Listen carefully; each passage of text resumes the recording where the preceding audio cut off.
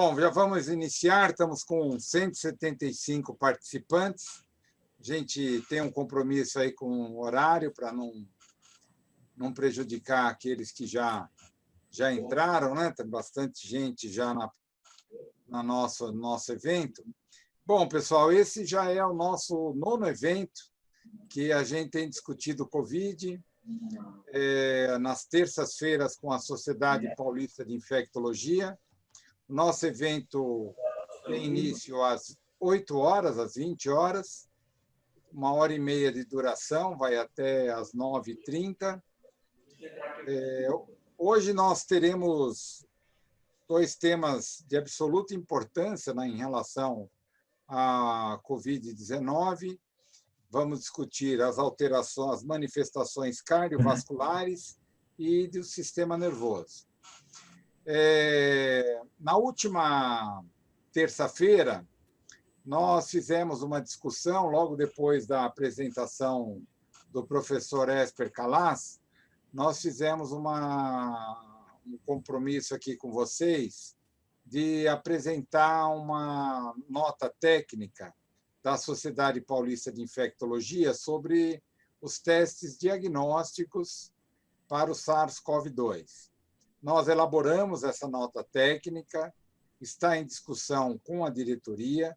Como é um tema que tem algumas controvérsias, eu decidi esperar um pouquinho mais o retorno de todo mundo. A gente tem uma consulta também com pessoas que fazem laboratório, para exatamente trazer informações bem diferenciadas para todos vocês.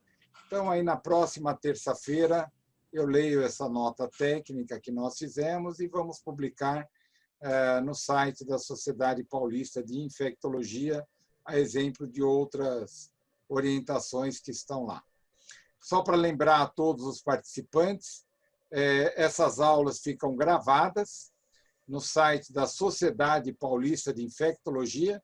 É só colocar no site de busca, Sociedade Paulista de Infectologia, e vão na aba Educação Continuada. Lá vocês vão encontrar todas essas aulas gravadas, gratuitas, para que quem tiver interesse possa rever ou assistir às aulas, eventualmente não pôde estar presente aqui com a gente. E também toda a programação da Sociedade Paulista de Infectologia. Todo o congresso da sociedade que nós realizamos em 2018, também está todo ali. Todos os fóruns e os eventos realizados em 2019 e no início de 2020 também estão todos publicados lá no site para que todos possam ter acesso. É um papel da Sociedade Paulista de Infectologia de educação continuada a todos os sócios. Temos um compromisso,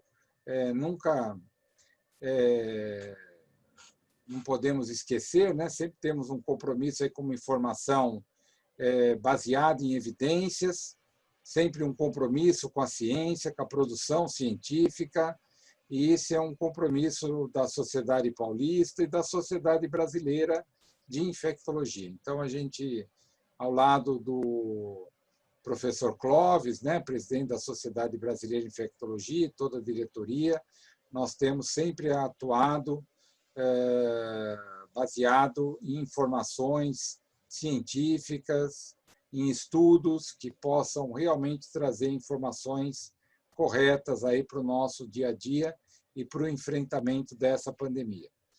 Nós teremos aí nos próximos 4 eventos, embora tenha uma relação com a Covid, nós teremos mais 4 eventos relacionados a complicações infecciosas associados ou não à Covid. Vamos discutir questão de terapêutica de multiresistentes, diagnóstico de pneumonia associada à ventilação mecânica nessa situação da pandemia, mas também vamos ampliar aí para outros diagnósticos. Então, vale a pena vocês estarem acompanhando com a gente, o pessoal que está aí no nosso dia a dia conversando e acompanhando todas as atividades.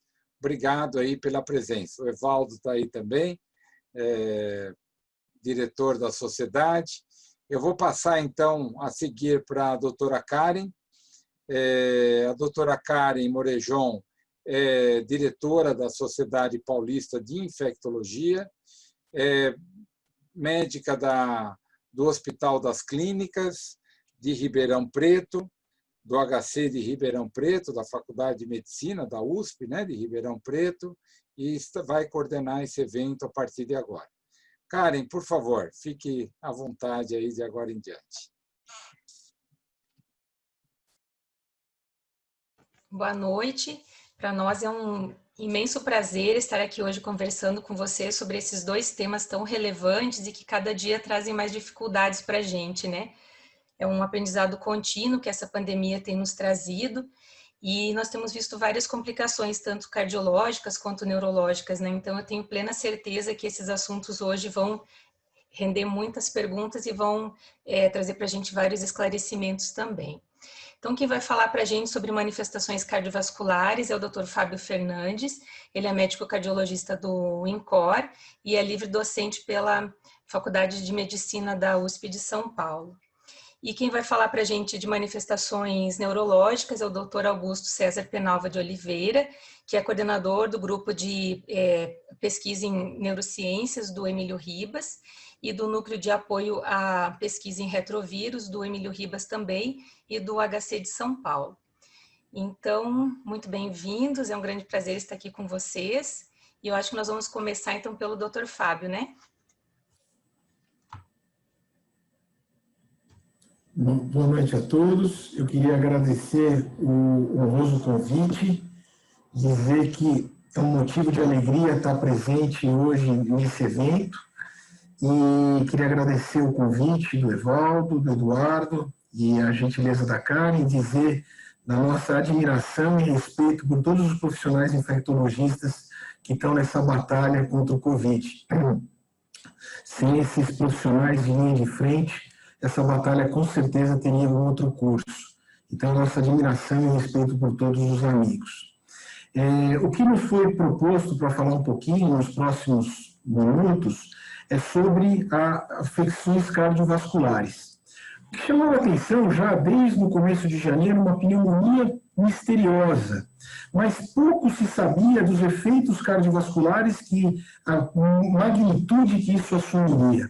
A gente já tinha conhecimento que desde episódios do SARS-CoV-1, que era de 2002, e tanto o SARS-CoV-2, que para ele poder infectar a célula, ele utilizava os receptores do AC2.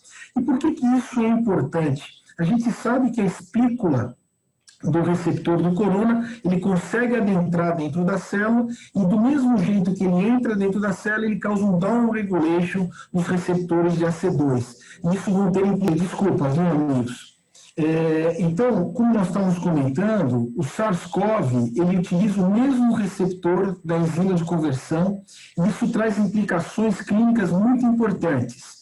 Esse é um exemplo que foi cedido gentilmente pelo professor Penninger, da Universidade do Canadá, em que ele mostra que, como a enzima de conversão é extremamente expressa no pulmão, aqueles animais que têm nocaute, eles têm menos infiltrado inflamatório e têm menos edema agudo pulmonar.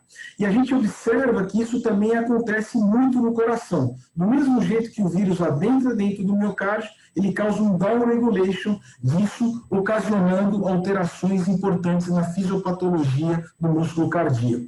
E a gente sabe também em estudos experimentais que foram feitos pelo professor Krakauer, em que aqueles animais que tinham uma mutação, ou seja, não tinham expressão da enzima de conversão 2, eles desenvolviam uma dilatação cardíaca quando comparados a um grupo controle normal. Ou seja, existia uma dilatação, um remodelamento miocárdico e, consequentemente, disfunção ventricular. E quando esses animais eram submetidos a um estresse, seja por uma bandagem do arco aórtico, a gente observa que aqueles animais que expressavam a enzima de conversão, eles acabavam causando um remodelamento com hipertrofia e conseguiam se manter a função ventricular preservada. Já aqueles animais que eram nocaute para a enzima de conversão, eles não expressavam a enzima de conversão, eles tinham um remodelamento adverso, ou seja, com, consequentemente, dilatação cardíaca, fibrose miocárdica e disfunção ventricular, mostrando que essa enzima ela é primordial na homeostase da função cardíaca. Nós aprendemos muito durante a primeira epidemia de SARS-CoV, e esse estudo que nós comentamos, da Universidade do Canadá, ele pegou e fez uma inoculação em animais de experimentação, tanto do SARS-CoV-1 como do vírus do encefalomiocardite. E o que nós observamos? Aqueles animais que têm nocaute da enzima de conversão têm menos carga viral. E aqueles animais que têm enzima de conversão presentes, eles apresentam uma maior carga viral. E o que chama atenção, do mesmo jeito que existe um aumento da carga viral, existe aquele downregulation da enzima de conversão 2, mostrando já que a consequência fisiopatológica no remodelamento adverso, na disfunção ventricular, já estava presente, poderia estar presente. Nesse mesmo estudo, ele pegou alguns casos de autopsia, foram avaliados 20 pacientes. E a presença do SARS-CoV-1 foi presente em 35% nos corações que tiveram óbito. E o que chamava atenção, isso aqui é uma figura em tricômico de Masson, em que a fibrose miocárdica intersticial é curada de azul, nós observamos uma intensa fibrose miocárdica. E isso a gente sabe que a fibrose miocárdica é um determinante fundamental para o remodelamento adverso cardíaco e, consequentemente, disfunção. Muitos desses fatores, porque esse próprio SARS-CoV, ele estimulava o TGF-beta, que é praticamente uma citocina que produz a presença de fibrose. Então, existia uma presença do vírus, essa presença do vírus levava um infiltrado inflamatório, e esse infiltrado inflamatório, a consequência fisiopatológica, era uma fibrose miocárdica. E o que chamava a atenção, que o infiltrado inflamatório do SARS-CoV era um pouco diferente de outras etiologias de miocardite virais. Como nós temos miocardite por parvovírus, miocardite por Coxsackie, a predominância do infiltrado inflamatório é basicamente de linfomonocitária.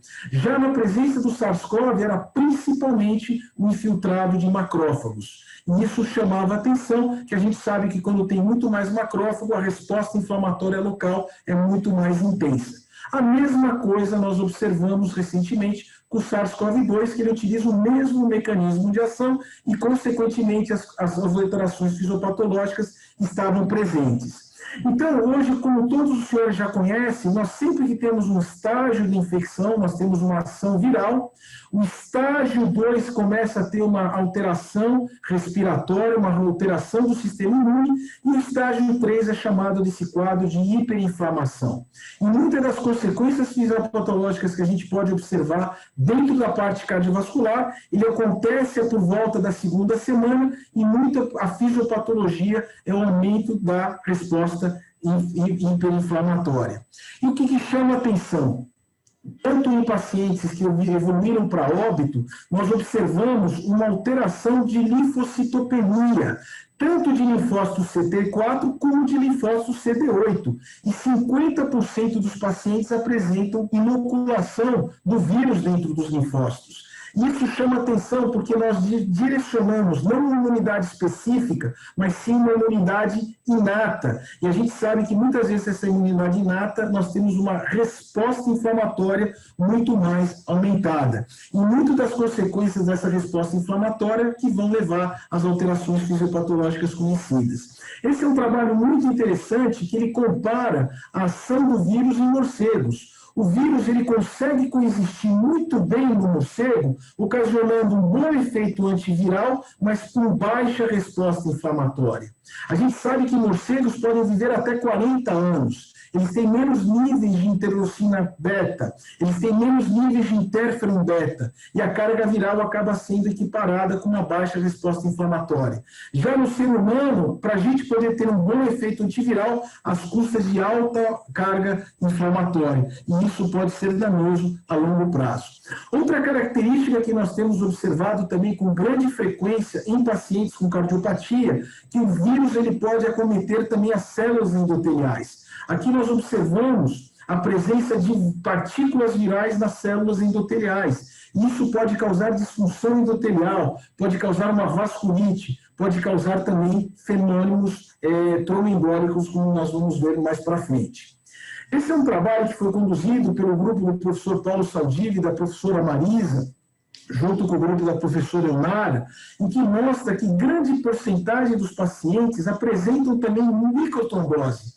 E essa resposta inflamatória às custas de macrófagos, interleucina 1-beta, interleucina 1-6, elas ativam as células endoteliais, causando também um efluxo inflamatório endotelial, e muitas dessas células endoteliais também liberam citocinas. Isso tem dois efeitos, pró-coagulante, pró-adesivo e de vasoconstrição. Muitas características fisiopatológicas dos pacientes com COVID, além da trombose, é a presença de isquemia miocárdica.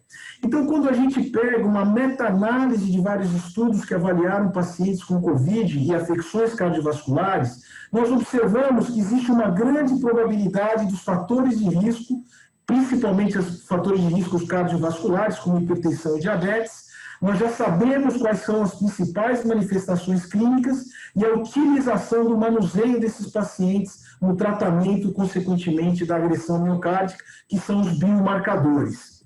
Toda vez quando a gente fala nisso, a gente sempre tem que ver o binômio clínico, biomarcador e ação viral.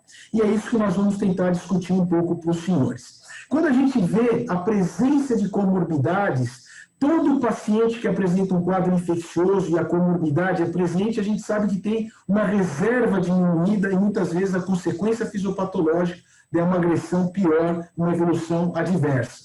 Isso que nós observamos, que numa meta-análise de 6 estudos de mais de 1.500 pacientes, 8% tinham injúria miocárdica aguda avaliada por troponina, e 17% tinham como comorbidade hipertensão, 16% doença cerebrovascular e 9% diabetes. Isso está diretamente relacionado a essa comorbidade a um maior óbito, ou seja, as doenças cardiovasculares, uma mortalidade muito maior quando não se compara àqueles pacientes que apresentam doenças coexistentes. Do mesmo jeito que existe um binômio e que a comorbidade agrega um risco maior, o próprio vírus, como nós vamos comentar, faz agressões cardiovasculares que podem também modificar a história natural desses pacientes. E a gente sabendo em que momento que o paciente se encontra, nós podemos muitas vezes nos antecipar das complicações cardiovasculares. Nós observamos que as troponinas e os BNPs, eles começam a aumentar por volta da 2ª semana. E o risco de insuficiência cardíaca, o risco de vasculopatia, o risco de infarto agudo do miocárdio aumenta por volta da 2ª para a 3ª semana. E nós sabemos que os biomarcadores eles são de extrema importância para a gente tentar caracterizar o momento da agressão. Então, quando os senhores observam, principalmente as troponinas de alta sensibilidade, aqueles pacientes que evoluíram pior apresentam maior agressão miocárdica que é avaliada pela troponina. A troponina é um biomarcador de agressão miocárdica. E a gente observa que essa troponina ela aumenta principalmente por volta da 2ª semana. E isso tem correlação com o prognóstico do mesmo jeito da atividade inflamatória, do dímero D e da linfocitopenia. Então, mostrando que essa cascata inflamatória e essa agressão miocárdica muitas vezes coexistem no mesmo momento. E por que que isso é importante? A presença do comprometimento cardíaco, tanto a presença de mecanismos biomarcadores de agressão, como a troponina, ela pode estar presente em 7% dos pacientes, de uma forma geral, e naqueles pacientes que são mais graves, elas têm uma prevalência mais aumentada, por volta de 22%. E o que é importante? Ela é um marcador prognóstico adverso. Aqueles pacientes que têm troponina aumentada, a grande maioria pode evoluir para formas mais graves da doença e, consequentemente, o óbito. Do mesmo jeito que acontece com os pacientes com uma síndrome inflamatória mais elevada. E quando a gente fala em valor de troponina, nós temos que quantificar os níveis. Então, nós podemos definir que pacientes com formas não tão agressivas da doença apresentam, de média, 2 vezes os valores considerados normais. Ou são também aqueles pacientes que têm doença pré-existente. Quando o paciente aumenta muito o nível de troponina, por volta de 5 vezes o valor normal, pode ter formas mais graves, até uma miocardite, até um choque cardiogênico e até o Takotsubo. Por isso que quando a gente fala em fisiopatologia da síndrome do coronavírus, a gente não consegue encontrar uma característica só, são múltiplas. Então, nós temos as tempestades catecolaminérgicas, nós temos a própria ação do vírus, nós temos a hipotensão, nós temos a consequência da fibrose miocárdica, levando a arritmias atriais, arritmias ventriculares, a própria hipoxemia, as doenças prévias que são mais prevalentes nos doentes com as formas mais graves, e propriamente a doença microvascular, além da cardiopatia, além do estresse, como nós vamos comentar, formam um grande volume de agressões ao músculo do coração. E toda vez que a gente tem toda essa fisiopatologia, as principais características que nós temos a ter é principalmente doença coronariana, que simula muitas vezes infarto agudo do miocárdio. Isso nós já observávamos no SARS-CoV, no MERS, e principalmente agora com o SARS-CoV-2. Nós temos principalmente um quadro de insuficiência cardíaca e um quadro de pacientes com arritmia. Começando a falar do quadro de miocardite, desde o quadro de pacientes que apresentavam formas, anteriores ao MERS, pelo realce tardio da ressonância, o realce tardio mesocárdico, já mostrava um comprometimento desses pacientes, do mesmo jeito que nós já tínhamos visto nos estudos de necrópsis do SARS-CoV-1. Os primeiros estudos já começaram a chamar a atenção que os pacientes com Covid podiam ter quadros de miocardite fulminante. E o que chamava a atenção nos primeiros estudos, que muitas vezes esses pacientes tinham uma agressão miocárdica muito importante, existia um choque, mas muitos desses pacientes poderiam recorrer e melhorar a função cardiovascular, mostrando que teria não só também uma ação viral, mas principalmente uma ação imunológica muito importante. Como, por exemplo, nesse caso, em que houve uma melhora com glucocorticoide e imunoglobulina, que são drogas que são imunomoduladoras, que poderiam modificar a história natural da doença. Porém, quando se começou a estudar a presença do vírus, a ação citopática do vírus, muitas vezes não se encontrava a presença do vírus dentro da célula miocárdica. Mas o que chamava a atenção nesse caso, um paciente que entrou com um quadro de insuficiência cardíaca aguda, que existia a presença do vírus, e esse vírus estava principalmente dentro de macrófagos.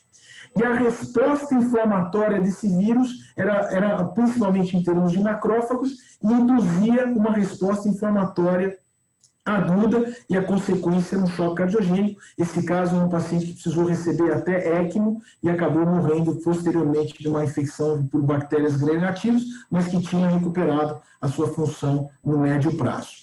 Outros estudos também conduzidos nos Estados Unidos mostrando que pacientes que morriam de Covid tinham muita comorbidade, eram pacientes que tinham obesidade, hipertensão, já uma hipertrofia importante, existia também a presença de microtrombos. E quando se avaliava o coração desses pacientes, encontrava uma fibrose miocárdica, uma resposta inflamatória que muitas vezes não era tão evidente, e não se encontrava também muita presença de vírus no miocárdio. Os primeiros estudos que foram avaliados na China mostravam que a idade de pacientes, quanto maior a idade, maior é a mortalidade. Esse é um estudo clássico de necropsia de 150 pacientes, em que 68 pacientes morreram. A média da mortalidade era por volta de 14 e 22 dias. E o que era interessante? Os pacientes que morriam tinham maior troponina, que é um marcador de agressão miocárdica, maior proteína C reativa, maior inflamação e maior interleucina 6, que é uma proteína que está envolvida na miocardite. E quando se observava a causa do óbito, 36 pacientes, ou seja, 53%, as causas principalmente a insuficiência respiratória, mas 33%, além do quadro respiratório, tinha um quadro cardíaco coadjuvante. E 7,3% a principal causa era miocardite, chamando a atenção que o comprometimento cardíaco era uma coisa muito importante. Outros estudos de necropsia observaram também, em 25 pacientes, a presença pela ressonância magnética de 85% que tinham a forma moderada e 15% que tinham a forma grave, 58% apresentavam alteração na ressonância. A ressonância é um método hoje não invasivo que consegue caracterizar o tecido miocárdico. Com a presença do mapa T1, nós conseguimos ver alterações do interstício cardíaco. O mapa T2, ele mostra edema, também mostra um quadro inflamatório. O mapa T1 presente, ele é um quadro agudo. o mapa T2 presente, ele dá mais uma forma subaguda. E se o mapa T1 é ausente e o mapa T2 presente, ele está indo mais para uma forma crônica. E 31% desses pacientes apresentavam um realce tardio, mesocárdico e subendocárdico, que é a consequência da fibrose e ou inflamação, mostrando que uma grande porcentagem desses pacientes poderia ter uma miocardite, mesmo numa população que não tinha tanta sintomatologia.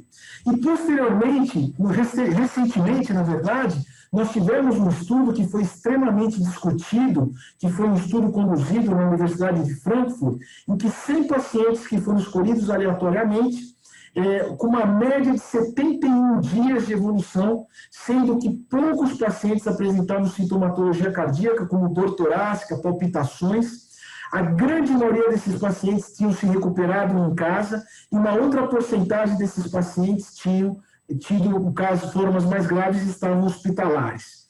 E 78% desses pacientes apresentavam alterações na ressonância miocárdica do coração, mostrando que existe um comprometimento, sim, cardíaco, e muitas vezes esse comprometimento cardíaco é subclínico. E isso é importante, talvez, a longo prazo, como a gente vai comentar. Esse aqui é um exemplo de um paciente que tinha um realce tardio mesocárdico e também encontrou a presença de comprometimento pericárdico em 22% dos pacientes. E não teve correlação dessas alterações com o tempo, mostrando que essas alterações podem perpetuar até uma forma muito mais tardia.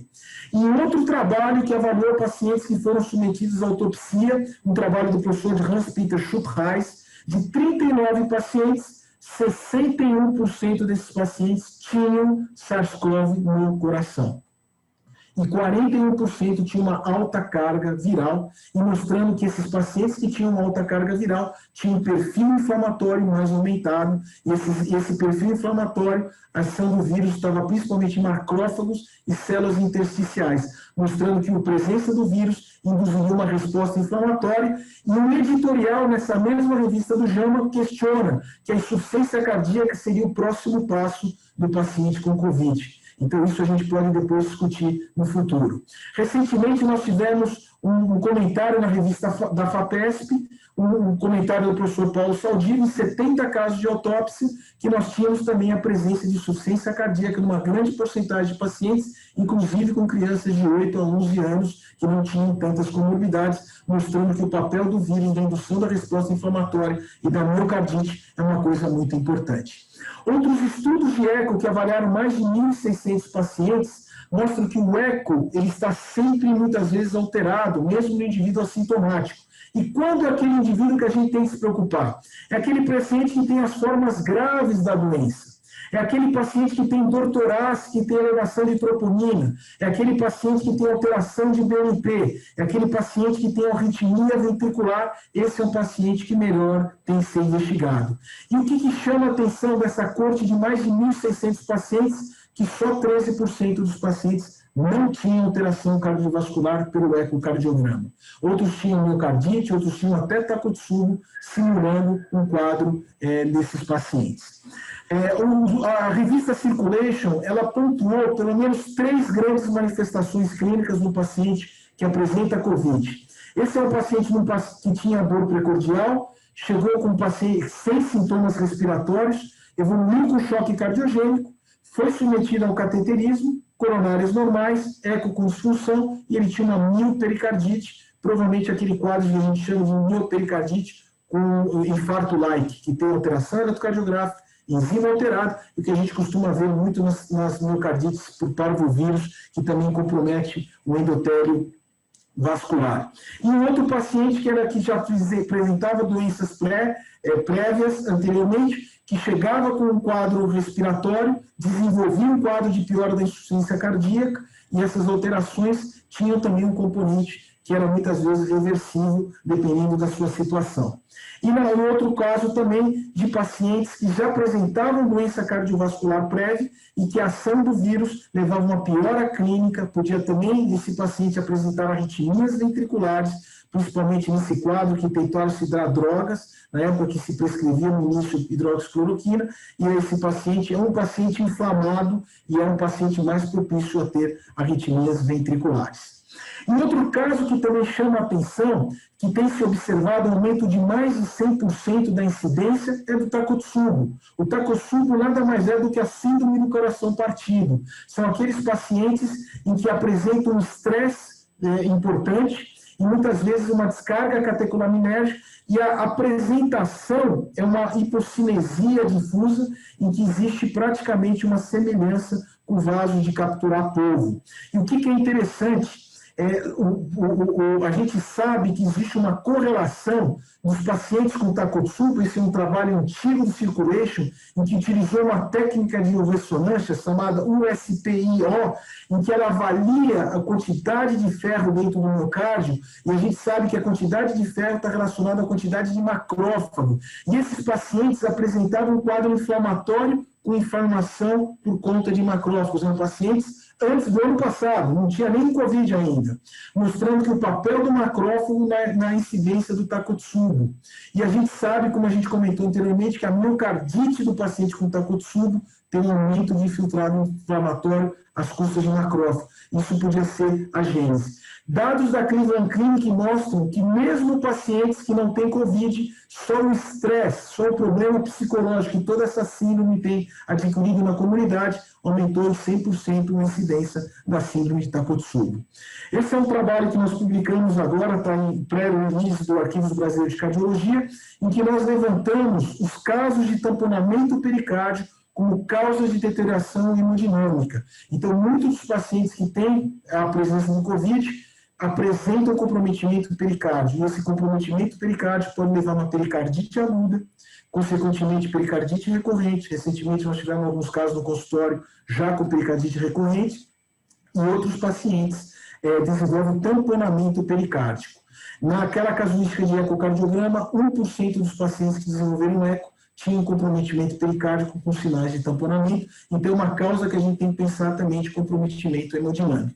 E as arritmias, tanto atriais como ventriculares, por toda a cascata imunológica, síndrome isquêmica, alteração respiratória, hipoxemia, distúrbios metabólicos, induz arritmias tanto atriais como ventriculares, e isso sempre acaba evoluindo pior. E como que a gente avalia esse paciente? Esse é um trabalho desenvolvido pelo grupo da professora Ludmila, que brilhantemente tem conduzido os casos de Covid, junto com o professor Felipe Galego e Dr. Bruno no INCOR. Eles sempre sugerem a presença de eletrocardiograma e de biomarcadores. Se esses biomarcadores acabam tendo alterações, a gente induz a realização do ecocardiograma.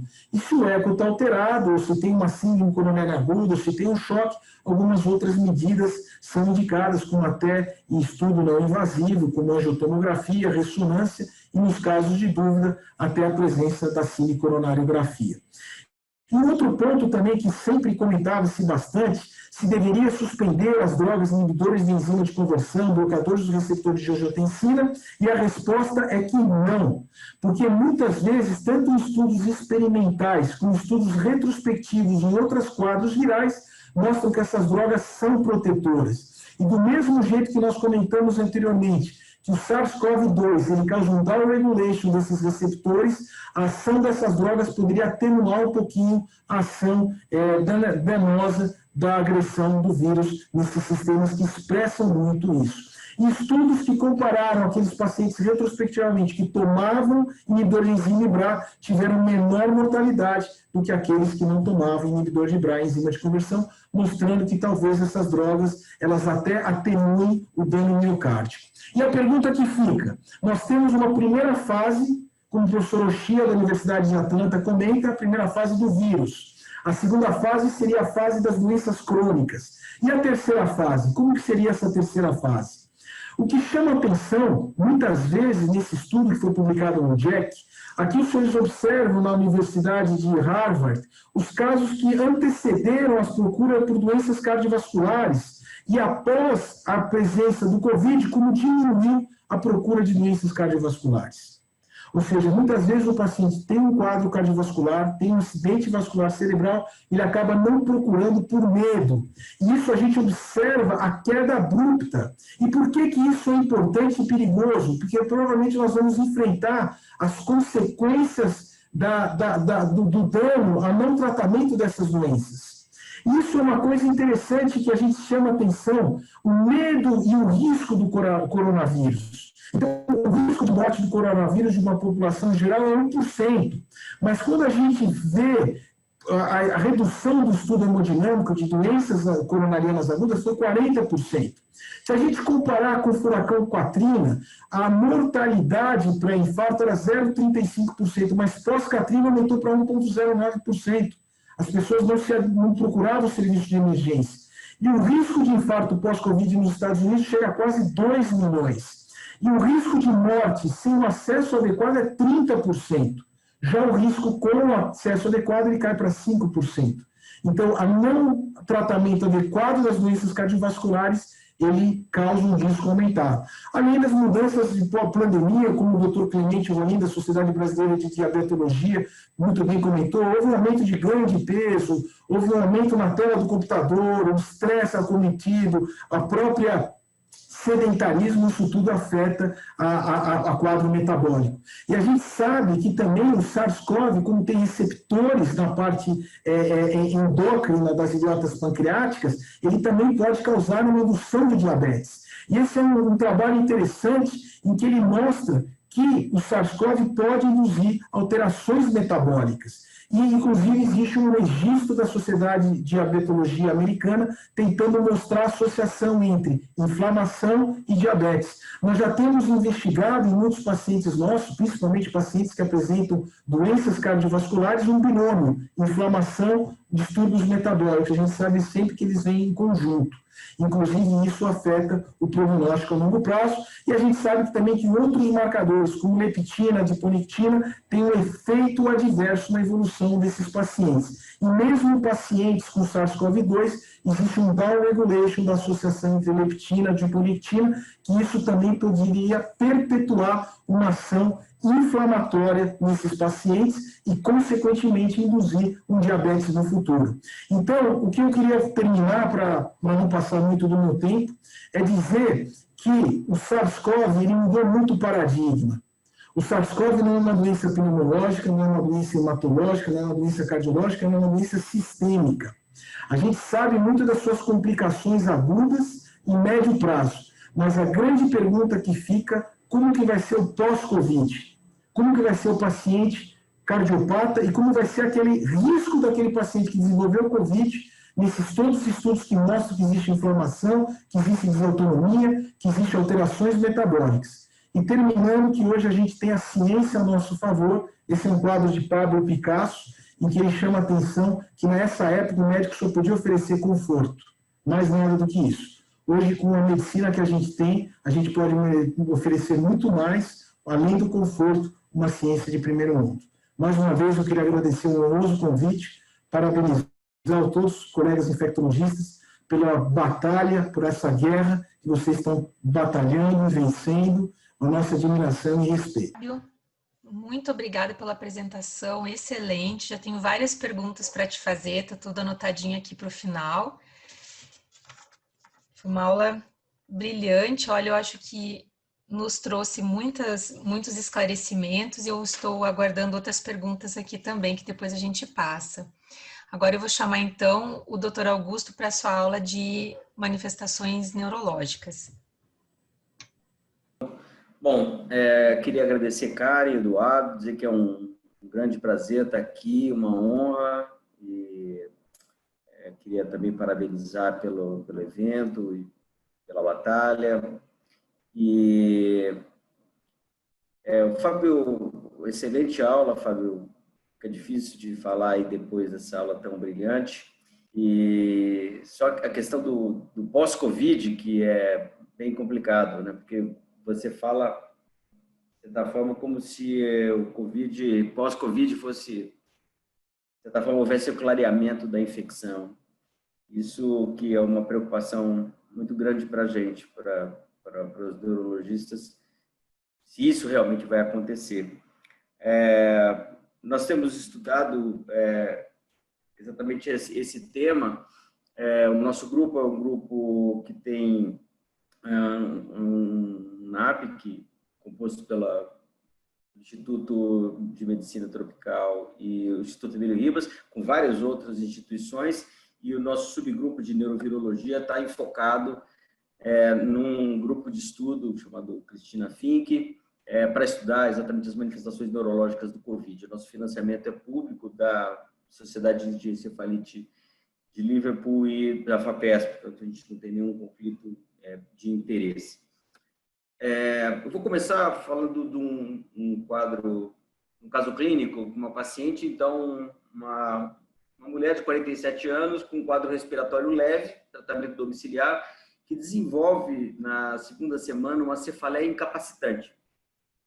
E que nenhum tratamento sintomático, analgésico, opioide, anti-inflamatório, antidepressivo, dual, tricíclico, anticonvulsivante, neuroléptico consegue controlar.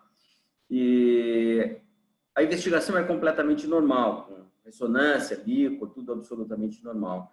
Essa paciente interna, por esse motivo, pela dor de cabeça, e essa paciente tem uma recuperação completa, com 2 doses de anti-inflamatório hormonal.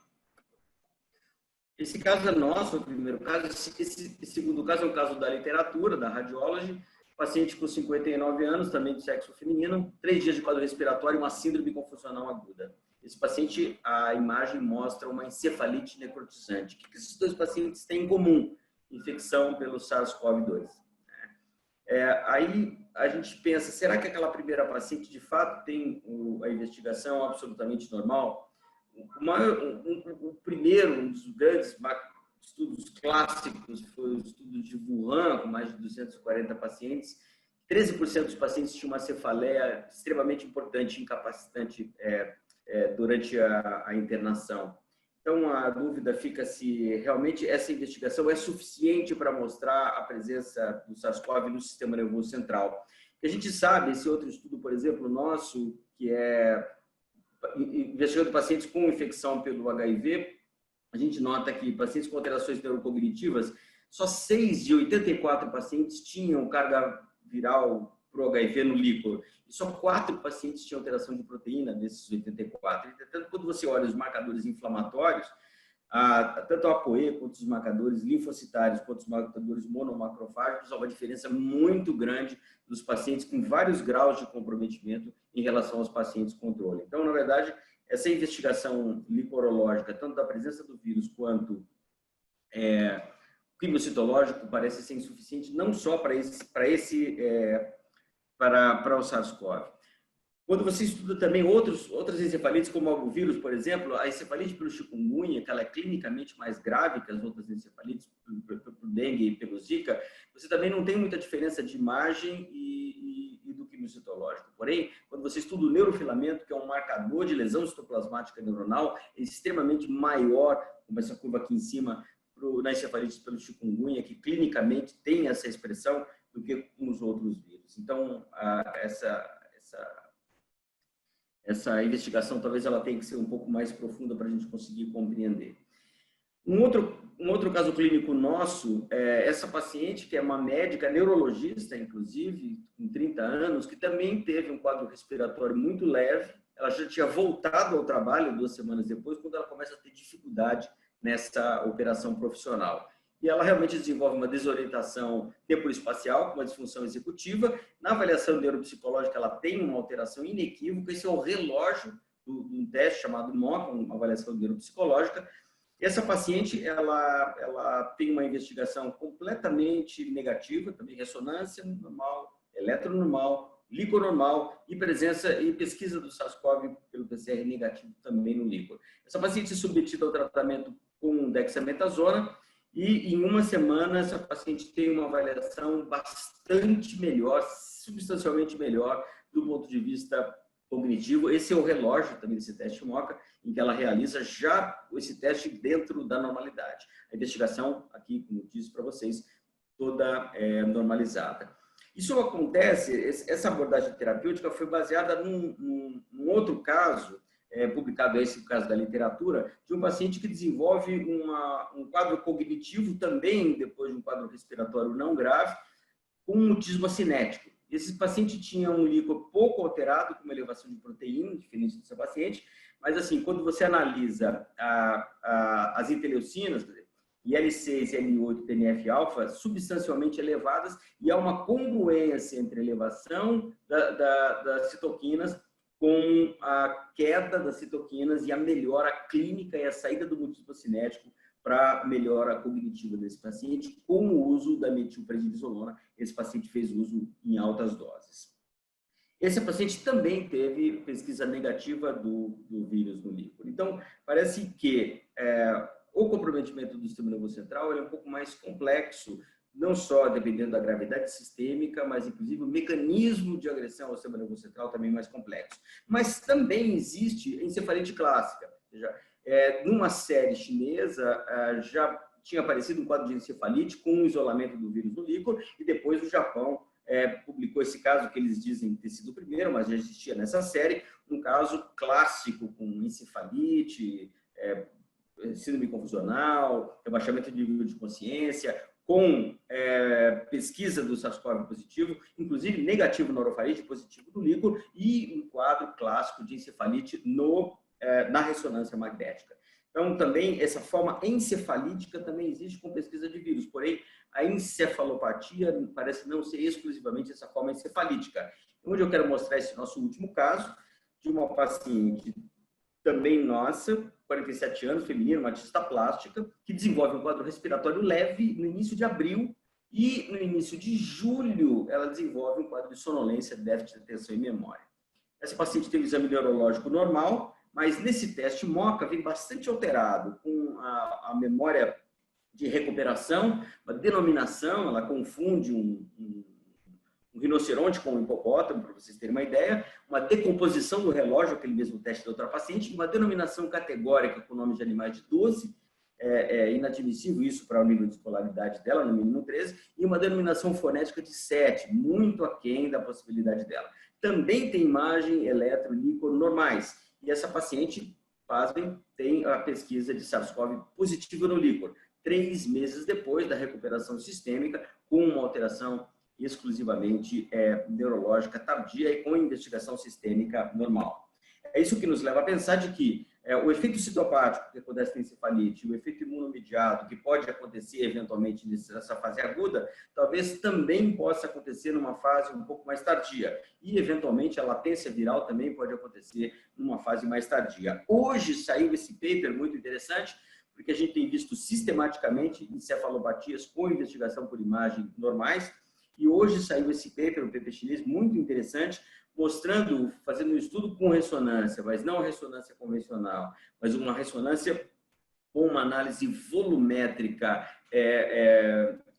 muito mais afunilada, em que ele divide microestruturas do sistema nervoso central, em que ele analisa alterações microestruturais do sistema nervoso central, inclusive fazendo relações clínicas com alterações estruturais, com perda de volume do sistema nervoso central de vários 60 pacientes com alterações neurológicas, com um estudo de ressonância. Então, parece que verticalizando um pouco mais, a gente vai encontrar alterações microestruturais que a gente não encontra na investigação tradicional.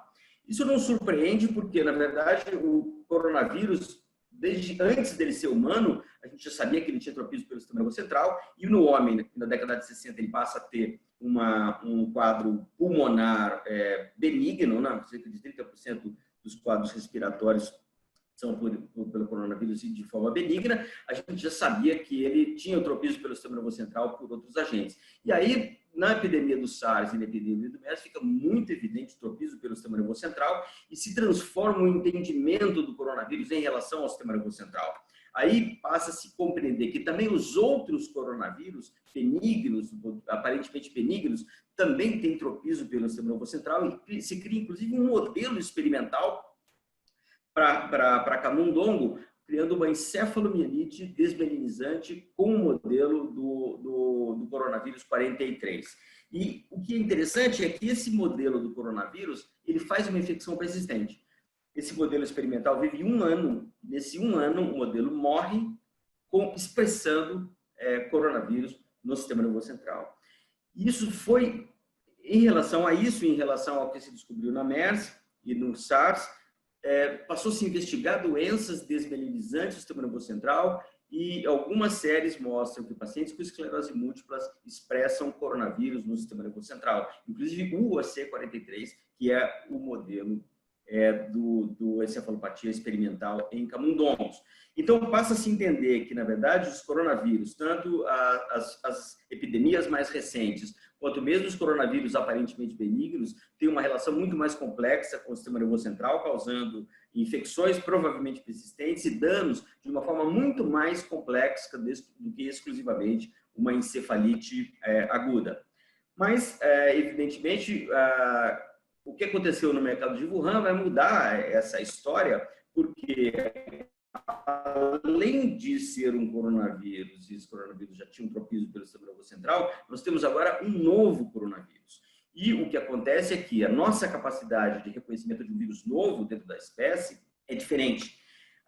Ainda mais sendo um coronavírus que usa o mesmo receptor que o SARS-CoV usava, né, que é o ACE2, só que com muito mais afinidade, uma capacidade replicativa muito maior e uma invasividade, por causa que o ACE2, você tem muitos tecidos, e não só nos tecidos sistêmicos, mas inclusive no sistema nervoso central. Esse é um exemplo claro de que, pegando o paciente 3, quer dizer, a filha pega, e a filha, a mãe, o pai, o marido, o neto e a sogra, ou seja, todo mundo pega na mesma casa, ou seja, então sai do mercado de Wuhan e quando consegue contaminar muita gente ao mesmo tempo. E aí acontece essa grande epidemia que a gente vai ver, então assim, a capacidade infectiva entre as pessoas e a capacidade replicativa na pessoa também bastante grande. Isso porque um vírus novo na espécie tem uma capacidade de replicação em que não encontra uma barreira natural em que a espécie já está experimentada. Isso acontece, por exemplo, um exemplo com os retrovírus. Então, os retrovírus que têm todos a mesma origem e eles caminham entre as espécies de maneira evolutiva, quando eles mudam de espécie, você tem uma mortandade muito grande. Essa é a diferença que existe entre o HTLV e o HIV matando virtualmente 99,9% das pessoas, com uma alta replicação, uma alta taxa apoptótica, uma alta taxa de mutação, e o HTLV mutando muito pouco, infectando, replicando muito pouco e causando doença entre menos em torno de 5% das pessoas, ou seja, uma adaptação dentro da espécie. Ainda tem a questão da própria transmissão, ou seja, um vírus de transmissão respiratória é muito mais eficiente para transmitir entre as pessoas e para a própria pessoa.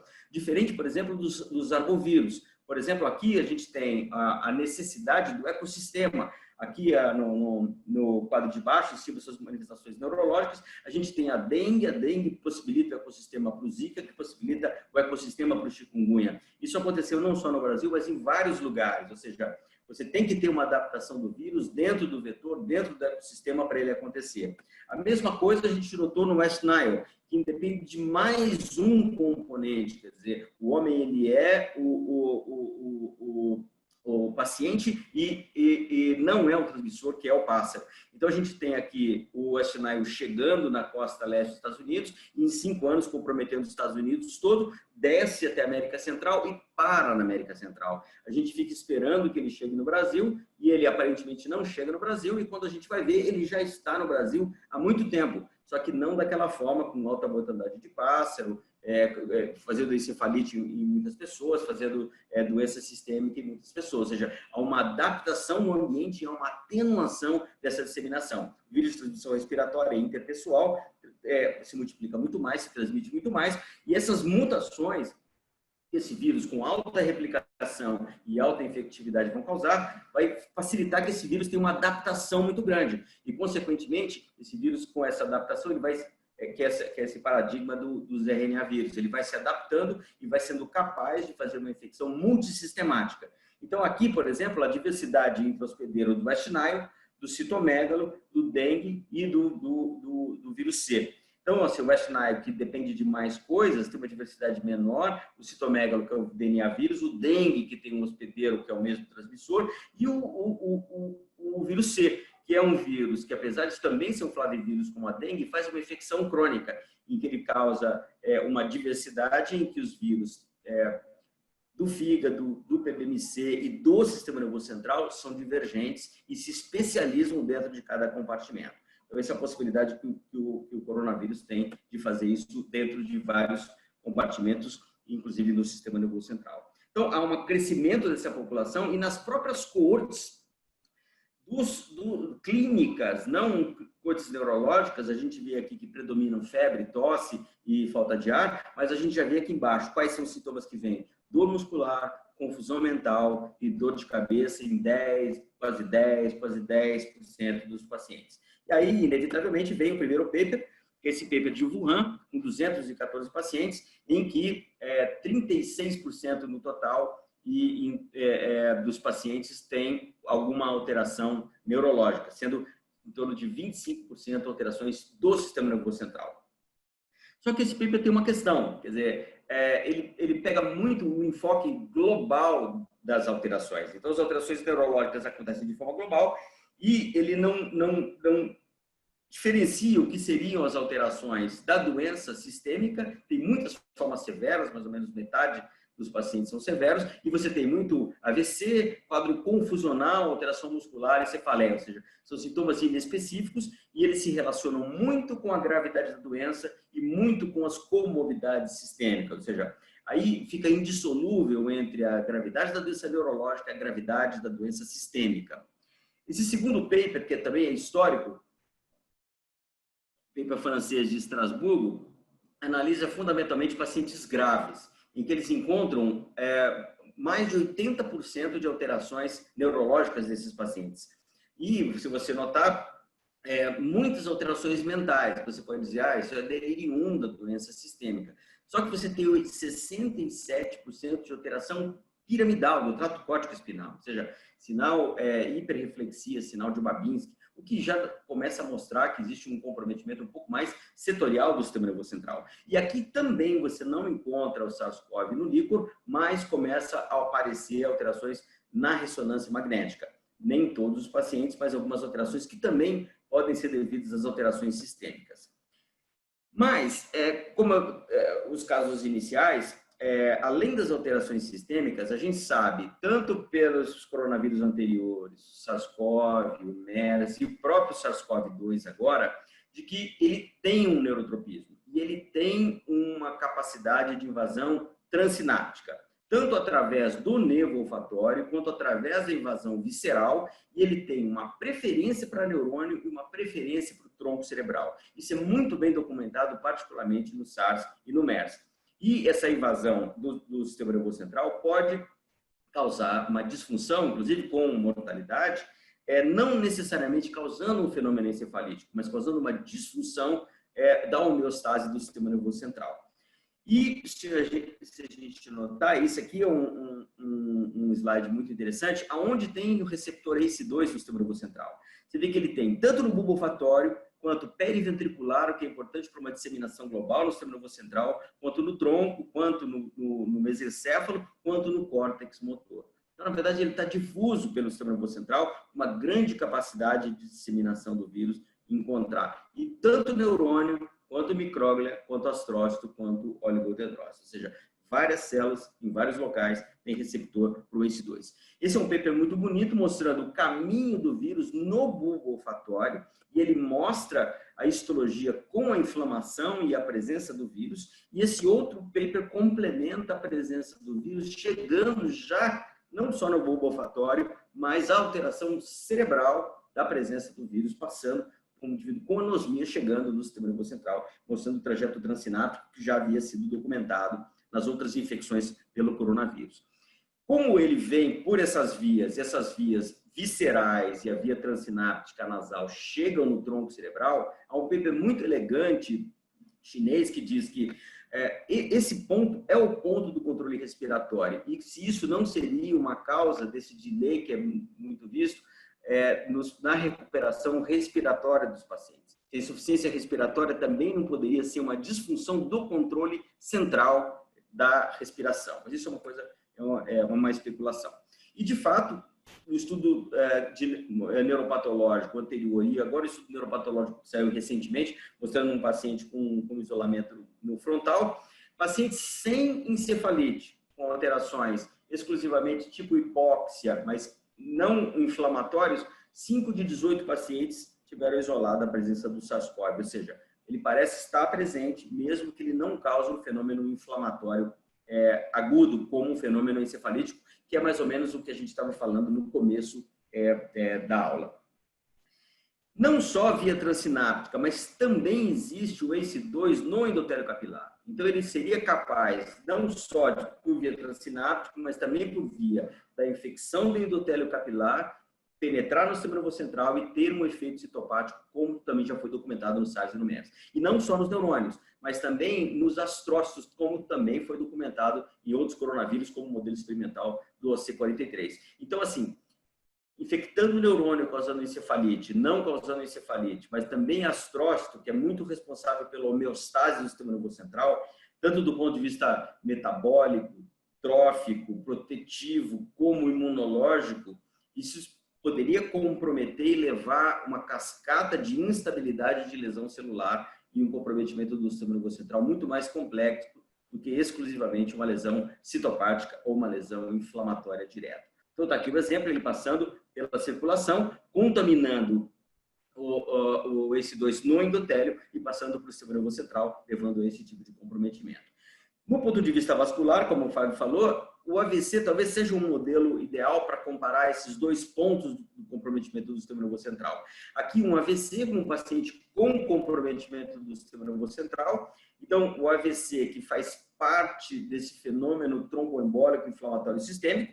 Então, isso já foi documentado, esse é um paper que o Fábio, inclusive, já citou, ou seja, o acidente vascular cerebral ele é estimado em torno de 5% dos pacientes, chegando a bater, às vezes, 15%, 16%, mas muito dentro do contexto da doença grave, né? E mesmo aquele paper de Wuhan, ele mostrou isso, ou seja, os AVCs aconteceram na forma mais severa, em paciente mais velho e em pacientes com mais comorbidade, que tinham mais linfopenia, mais dedímero e mais PCR.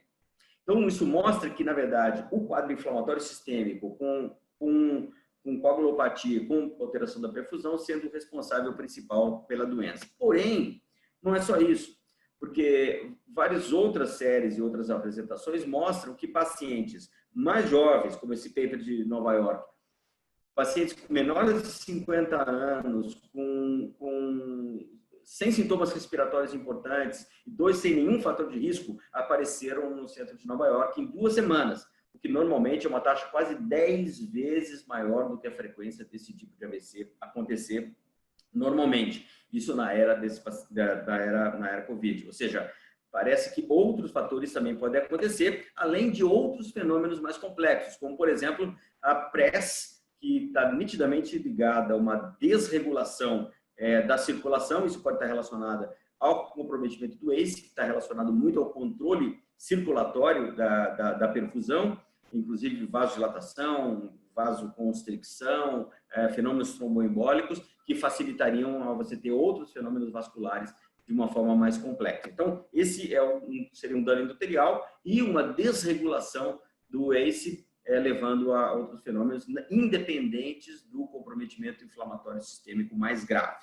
E ainda outros fenômenos inflamatórios, que mais específicos, como, por exemplo, mais caprichosos, como o anticorpo antifosfolípide, que está muito relacionado, como outras manifestações neurológicas e mais setoriais, também levando a fenômenos de AVC por comprometimentos mais específicos. Então, de certa forma, nós temos o dano do sistema nervoso central classificados em as alterações sistêmicas relacionadas à encefalopatia tóxico-metabólica, aos danos vasculares e à invasão direta do vírus do sistema nervoso central, mas não exclusivamente encefalítico, mas também as alterações imunológicas e as alterações de instabilidade funcional que a presença desse vírus pode levar ao sistema nervoso central. Então, aqui tem um resumo, quer dizer, você tem tanto a via transsináptica como a disseminação hematogênica, levando a um dano direto ou ativação glial, aqui em azul. A gente tem os quadros inflamatórios sistêmicos e a instabilização do receptor ACE2, e tem os quadros inflamatórios da gravidade da doença, levando a danos secundários no sistema nervoso central. Entretanto, existe sim, isso já é inequívoco, as lesões diretas, como fenômenos encefalíticos, como os fenômenos imunomediados, tanto como o ADEM, quanto fenômenos já mais complexos descritos, como, por exemplo, encefalites autoimunes específicas neuronais, como, por exemplo, encefalite anti-NMDA, são as chamadas encefalites autoimunes desencadeadas por uma imunomediação para receptor neuronal, e não para mielina, como, por exemplo, o fenômeno de Aden. Claro que isso acontecendo no sistema nervoso central, aconteceria também no sistema nervoso periférico, muito mais fácil, porque não tem a barreira hematoencefálica. Então, séries de casos de Guillain-Barré e Guillain-Barré, variantes de Guillain-Barré, como o Miller-Fisher, também já foram descritos. Então, hoje há uma tendência de classificação das síndromes clínicas como as encefalites, as mielites, Aden e Guillain-Barré e doença cerebrovascular. Entretanto, um parênteses já foi aberto para essa encefalite, mas mais como uma forma de encefalopatia, porque parece que os fenômenos são muito mais complexos, esses mecanismos são muito menos compreendidos e muita coisa ainda vai acontecer em relação à descrição da agressão ao sistema nervoso central. O efeito direto, o efeito imunomediado, o efeito mediado pela presença do vírus e o efeito vascular são os efeitos que a gente conhece até hoje. Esse grupo, que é o grupo da Encephalite Society de Liverpool, coordenado pelo Tom Solomon, está fazendo um grande estudo em que eles conseguiram alocar 2.400 pacientes, os nossos pacientes nós também cedemos para eles, em 78 países, para tentar criar normatização, a nomenclatura e a definição de casos de sistema nervoso central e os limites da definição de casos em que a gente possa estar descrevendo, sobretudo, esse comportamento mais complexo e mais tardio da doença. Então, preocupa que, além da encefalopatia tóxica e essas outras doenças, do comprometimento agudo, exista algum comprometimento mais tardio, porque outros vírus também se comportam dessa forma, ou seja, além do efeito citopático, da inflamação mediada, tem uma inflamação tardia e ainda possa existir a presença contínua do vírus, essa sustentação e, consequentemente, outros efeitos que possam vir a ser da instabilização, tanto celular quanto a instabilização da homeostase do sistema nervoso central. Nosso grupo está enfocado nisso, estudando não só a fase aguda, mas também a fase tardia da evolução desses pacientes, junto com esses outros grupos, e a gente pretende compreender o que vai sobrar, quer dizer, o que a gente ainda tem que enfrentar disso nessa fase aguda e o que vai sobrar disso para que a gente possa tentar interceptar e evitar danos mais complexos e futuros da infecção pelo SARS-CoV-2 do sistema nervoso central. Muito obrigado pela atenção.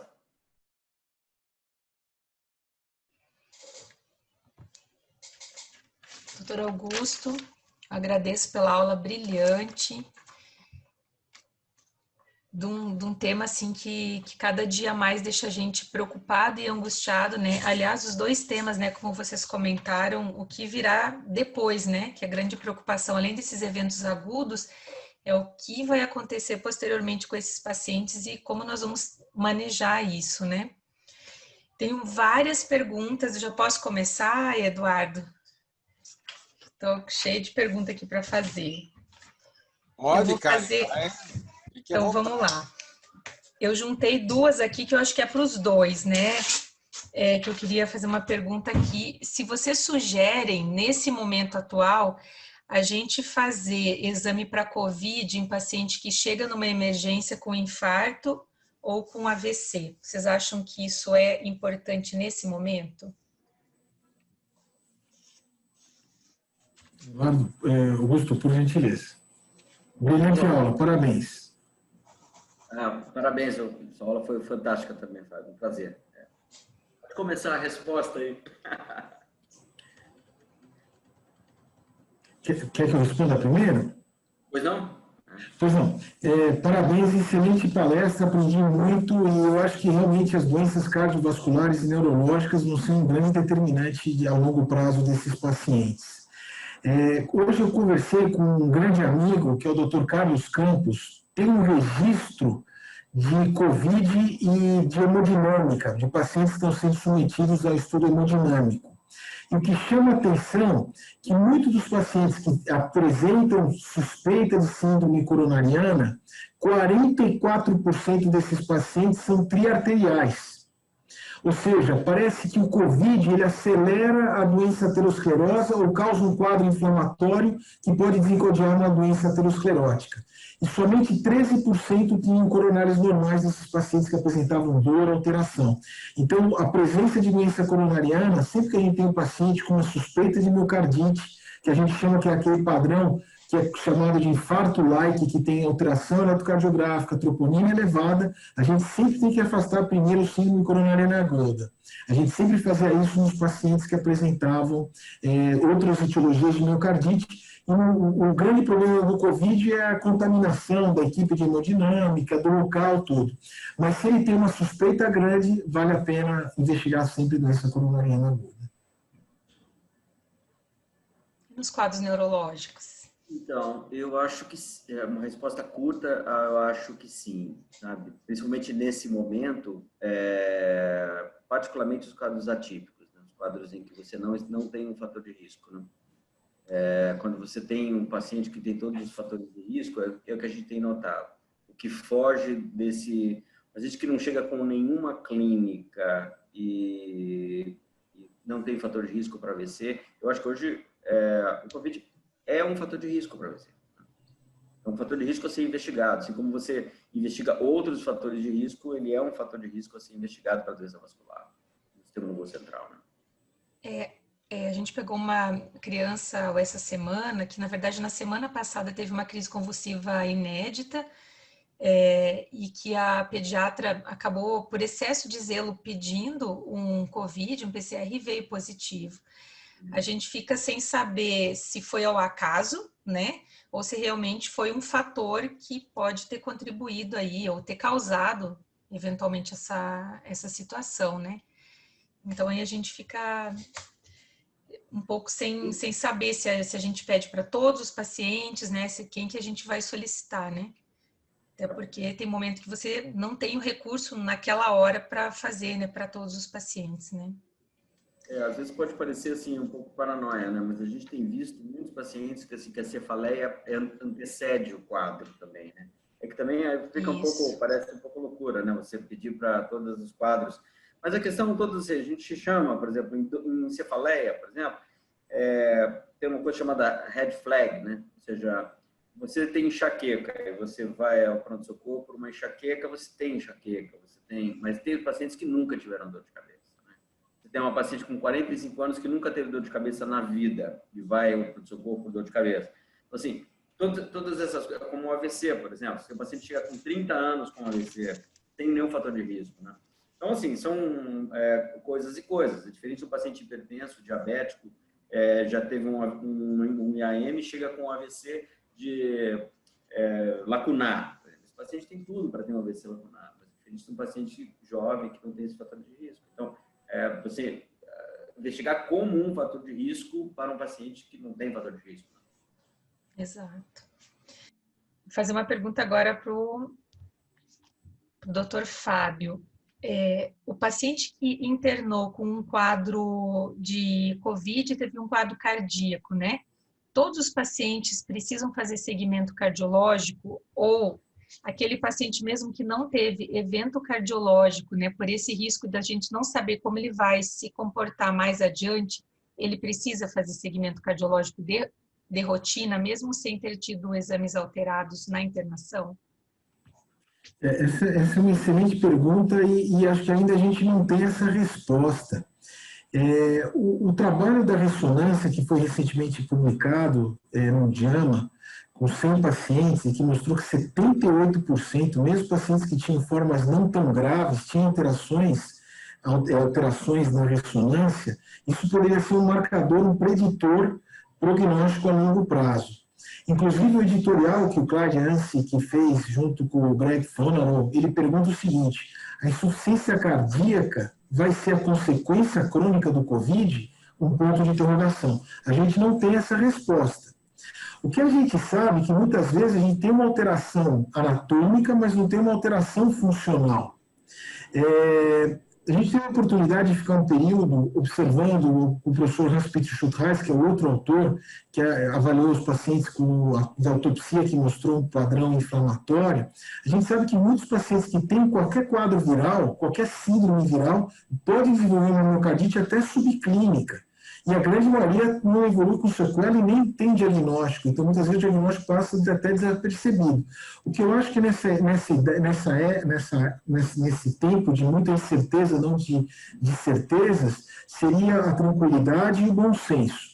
O que eu acho que naquele paciente que tem um eco alterado, que tem disfunção, que tem muita troponina elevada, que tem as formas graves, eu acho que esse paciente merece ser olhado com outro tipo de abordagem. Agora, aquele paciente que está completamente assintomático, teve uma evolução tranquila, a gente sempre pede para evitar fazer atividades físicas no período que tem da recuperação viral, porque muitos desses pacientes podem ter até uma miocardite subclínica, mas acho que também vale o bom senso nessa hora. Já tem algumas críticas relacionadas a esse trabalho da ressonância. Alguns acham que ele utilizou a média, não a mediana, não a média. Então, tem alguns autores já começando a criticar esse estudo. Então, acho que o mais importante agora seria o bom senso. Acho que não investigar todo mundo, mas também passar todo mundo desapercebido. Eu acho que tem que individualizar, seria talvez a postura mais indicada. Já fazendo um link com essa sua última frase, outra pergunta, se recomenda sempre fazer tanto os biomarcadores quanto o eletrocardiograma e o ecocardiograma em todos os pacientes internados? Eu acho que biomarcadores, por exemplo, biomarcadores, hoje uma troponina, um eletrocardiograma, a grande maioria dos serviços tem. E o que chama a atenção é que aqueles pacientes que têm formas mais graves e que vão evoluir com miocardiopatia ou um quadro cardiológico mais alterado, eles geralmente têm alteração de marcador de agressão, que é a troponina, e marcador de disfunção, que é o BNP. Então, a gente utilizando esse binômio BNP, troponina, eletro, a gente pode direcionar aqueles pacientes que poderão fazer o eco. E como a gente comentou, só 13% dos pacientes têm eco normal, naquela casuística de 1.600 pacientes daquele estudo multicêntrico mundial que foi feito. Então, eu acho que a gente sempre tenta estratificar com o método mais simples, baseado na clínica, e se esses biomarcadores e a clínica ou o eletro altera, aí talvez valha a pena realizar eco e até outros exames mais invasivos ou até mesmo ressonância. Mas sempre individualizando cada caso. Certo. Outra pergunta aqui, se o senhor conhece alguma relação de estatinas com menores complicações cardiológicas do COVID? As estatinas, elas têm muito nos efeitos clássicos das estatinas, são chamados efeitos pleiotróficos. Hoje, quando a gente utiliza uma estatina para tratar o paciente que apresenta uma síndrome coronariana aguda, hoje a síndrome coronariana é uma doença muito mais inflamatória do que uma doença só aterotrombótica. Então, quando a gente dá estatina, a gente também está dando o efeito pleiotrófico. Então, altas doses de estatinas não só têm o efeito de abaixar o colesterol, mas também diminuir a inflamação, diminuir a agregação e, consequentemente, mudar o risco desses pacientes. Então, teoricamente, existem alguns estudos que estão em andamento tentando utilizar a estatina para poder tentar diminuir a ação inflamatória, tentar atenuar o remodelamento. Mas isso é tudo a base mais de fisiopatologia e base teórica. Do mesmo jeito, com a colchicina, que sabidamente é uma droga anti-inflamatória, existem pelo menos, na última vez que nós entramos no Clinical Trials, existiam pelo menos 8 estudos em ação de colchicina para tratar o COVID e para tentar diminuir a ação anti-inflamatória. Então, como uma das fisiopatologias é a inflamação, muitos estudos estão sendo conduzidos nesse intuito de tentar atenuar a resposta inflamatória. Mas algum estudo de grande porte, no momento eu desconheço, não sei se o Augusto ou algum dos colegas conhece, mas em grande duplo cego, placebo controlado no momento eu desconheço.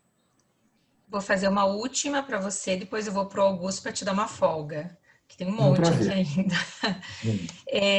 Pacientes que estão na convalescência, né? Muitos pacientes queixam para a gente de taquicardia e de astenia. Isso tem sido bastante frequente, né? E aí a pergunta é se esses pacientes têm que investigar a miocardite e se, precisando dessa investigação, quais os exames que o senhor acha que tem que fazer em nível ambulatorial? Um trabalho recente, eu não me lembro, é um estudo italiano que ele avaliou a consequência clínica pós-Covid. E o que chamava a atenção é que a grande maioria dos pacientes tinham astenia, tinham cansaço, tinham perda, tipo uma síndrome da fadiga crônica. E eu vou contar para você, Karen, eu demorei acho que uns 2 meses para conseguir, eu peguei Covid no começo, eu demorei acho que uns 2 meses, até hoje ainda me sinto cansado. É uma perda é como se fosse uma sensação de perda de energia.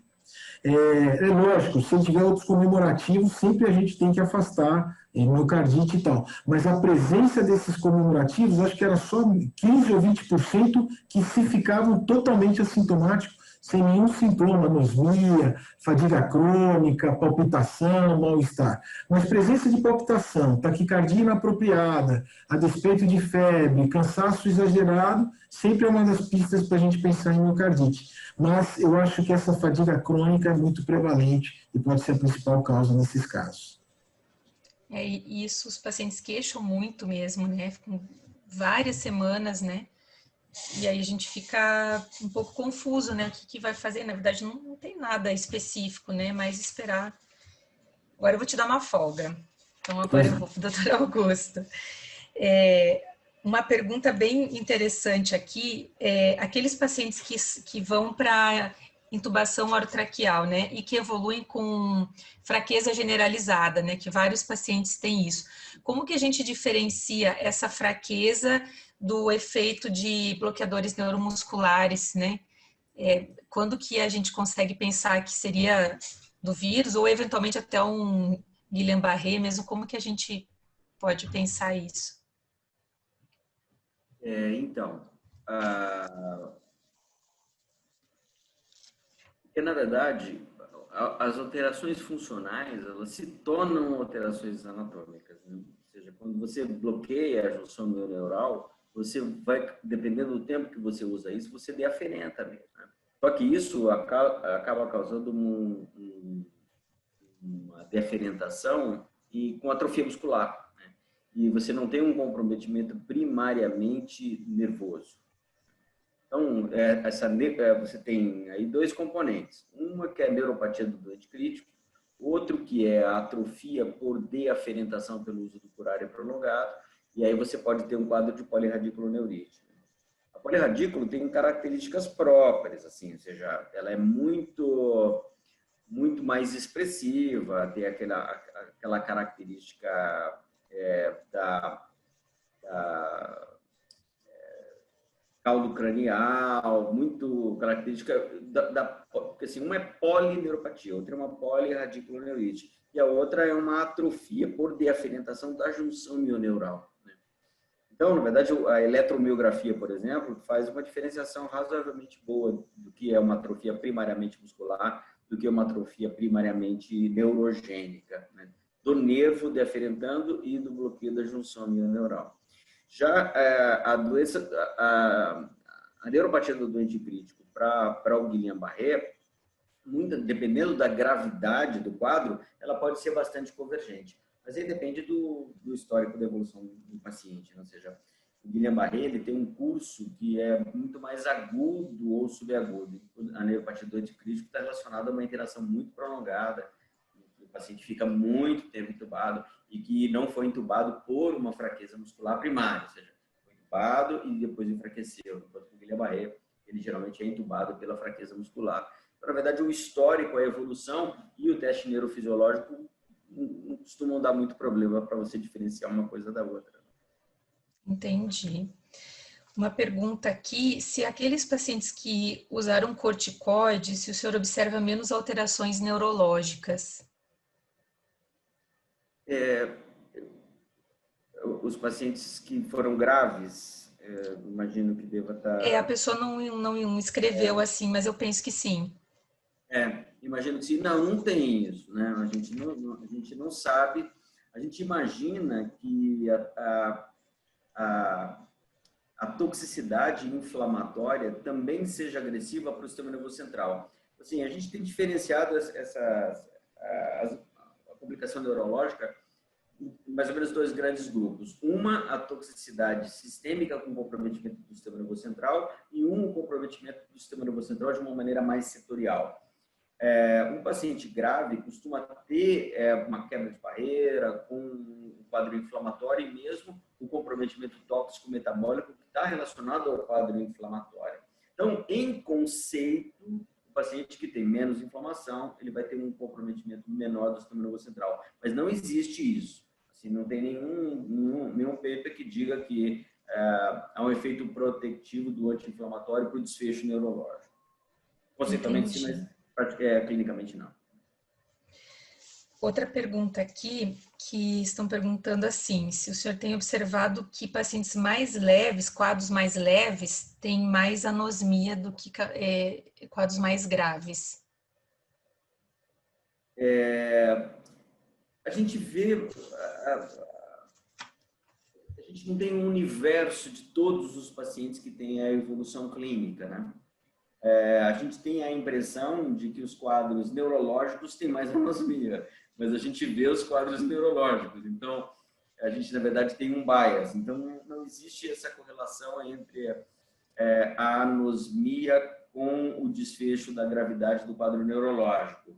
Porque não é só essa via e exclusivamente a anosmia que faz a via transsináptica para o sistema nervoso central. Mas o fato é que a anosmia tem sido um sintoma bastante frequente desses pacientes, praticamente todos esses pacientes que eu apresentei tiveram anosmia. Então, a anosmia tem sido um sintoma bastante importante, bastante frequente nos pacientes que desenvolvem manifestações setoriais do sistema nervoso central. Mas isso é uma amostragem, também não tem, por exemplo, esses pacientes de Wuhan, os pacientes de Estrasburgo, os pacientes italianos, nenhum deles fez uma relação com o caso controle de outros pacientes que não tiveram essas manifestações.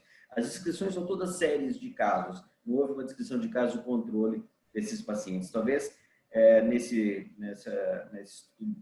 um número maior de pacientes, essa compilação maior, isso possa fazer algum diferencial da taxa de anosmia dos pacientes que fazem a manifestação neurológica, mas não há um controle entre a manifestação neurológica e não a taxa de anosmia desses pacientes. Entendi. Um outro colega perguntou sobre a disgeusia, qual seria a origem? Também, né? Ou seja, o comprometimento do olfato, do paladar, é um pouco mais complexo, né? Esse fenômeno, mas ele fundamentalmente está ligado ao comprometimento da via aérea superior. Muitas outras manifestações de vírus respiratório cursam com disgeusia e anosmia. Então, na verdade, a inflamação da via aérea superior e talvez o trajeto transsináptico seja responsável, ou seja, o fenômeno praticamente seja o mesmo. Entendi. Aí uma outra pergunta que me é particularmente interessante, se o senhor tem visto mais quadros neurológicos nos HIV positivos, apesar que a gente não tem tantos pacientes HIV positivos acometidos, né? Então, a gente, assim, no Emílio Ribas, evidentemente, a gente tem bastantes casos com infecção pelo HIV, mas a gente também não tem essa ideia e também não tem esse relato, né? Então, isso é uma coisa que está por ser definida. Uma coisa importante, não em relação ao paciente com infecção pelo HIV, mas, por exemplo, pacientes com esclerose múltipla, que são pacientes que usam imunomoduladores e imunossupressores, tem um número extremamente baixo de pacientes com esclerose múltipla e COVID. Então, né, que é uma coisa surpreendente, porque houve um avanço até do ponto de vista dos serviços de esclerose múltipla, de inclusive orientar a flexibilização do uso das drogas imunomoduladoras e imunossupressoras, mas o fato é que houve muito pouca modificação e houve muito poucos pacientes que tiveram quadros com desfecho mais grave. E os pacientes com infecção pelo HIV, a gente não tem muita essa impressão. Também, há duas coisas na infecção pelo HIV, né? Os pacientes que estão relativamente bem controlados e os pacientes que estão relativamente graves. A gente tem duas epidemias de infecção pelo HIV. No Emílio Ribas, a gente tem o hospital, onde tem uma epidemia da década de 90, de pacientes não tratados e que têm doenças oportunistas, e tem um ambulatório, onde tem os pacientes que estão bem controlados, e a gente fundamentalmente fica investigando o declínio cognitivo, né? Então, esses pacientes bem controlados, fundamentalmente, têm um curso praticamente normal, e os outros pacientes estão graves, e o Covid praticamente é mais um problema na vida deles. Então, realmente não dá para parametrizar isso. Mulher, o senhor acha que é fator de risco para desenvolver quadro neurológico no Covid?